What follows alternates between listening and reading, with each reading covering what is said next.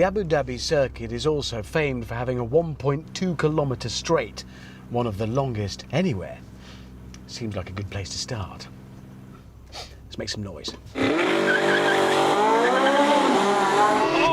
that is breathtaking!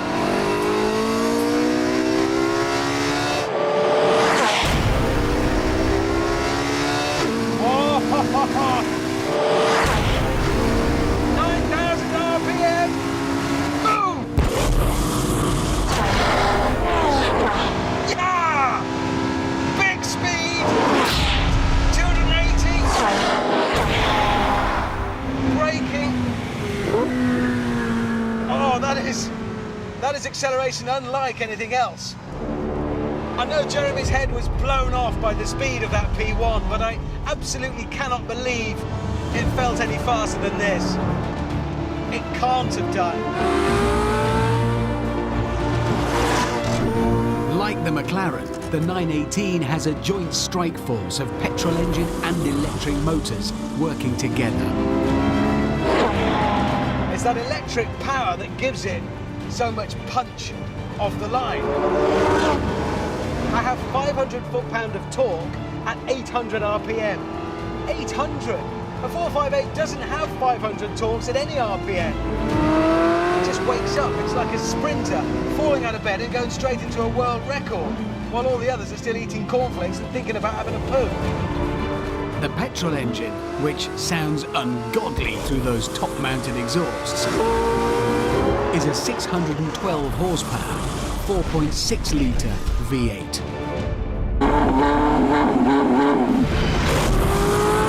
On the topic of power and performance, the 918 and the P1 can trade punches all day long.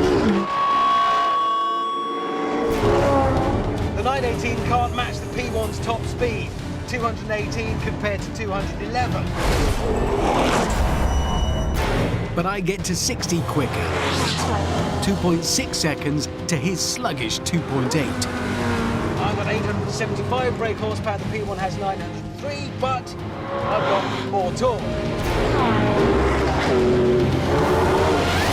And on and on and on it goes. It's King Kong versus Godzilla.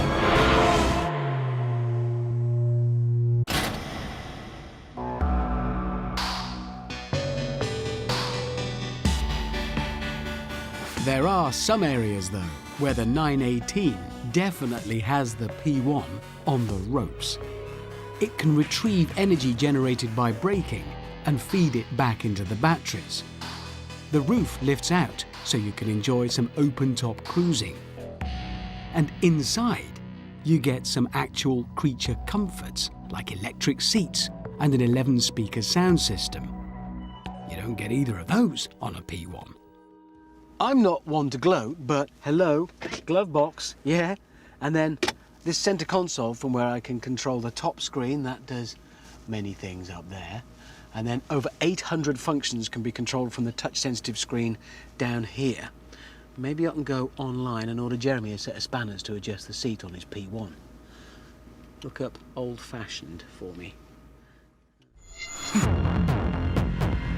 In addition to the wealth of onboard amusements, the 918 also has many driving modes. Right now, I'm in fully electric mode. And I can whisper around like this for 18 miles compared to the P1's 7. But if I go down here, I can select hybrid. And that allows it to alternate between petrol and electric in the most efficient way. Or we've got sport mode, where we have petrol power all the time. But, you know, I'm here on this racetrack, so let's go one further. Put it in race mode. Now the petrol engine is top dog, and the electric motors are acting as its wingman. It's time to attack some corners.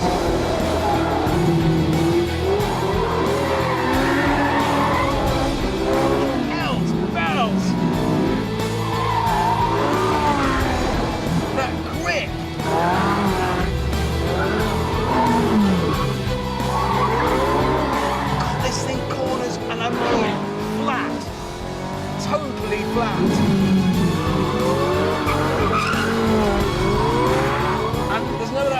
gut-clenching terror Jeremy talked about in the P1.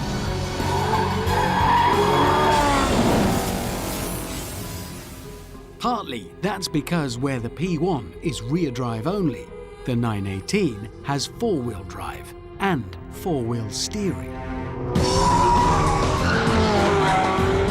I think in essence, yes, the P1 is more proper fighter pilot, seat-of-the-pants stuff. This is altogether more civilized, but that does not mean it's boring, because it just isn't. The back end breaks away like a rear-wheel drive car.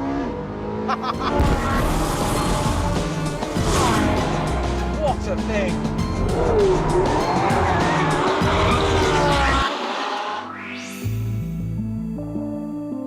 But even though the 918 is more grown up than the P1, it can still boast some pretty exciting achievements. The fact is, this car has lapped the Nürburgring in 6 minutes 57 seconds. That's faster than any other road-legal production car.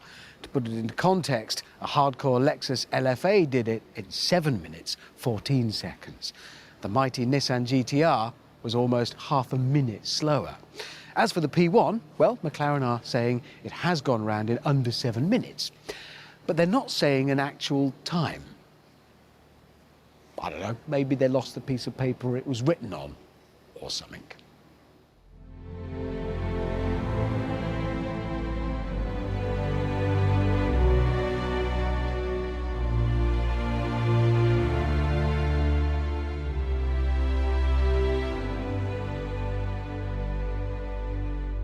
With daylight coming, I locked up, left the keys to the circuit under the mat, and went in search of breakfast.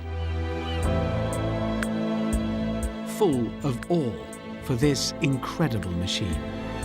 Here I am with 875 bhp, a 4.6-litre V8 that sounds like that. And yet the CO2 emissions are lower than a Toyota Prius, and certainly much lower than a P1.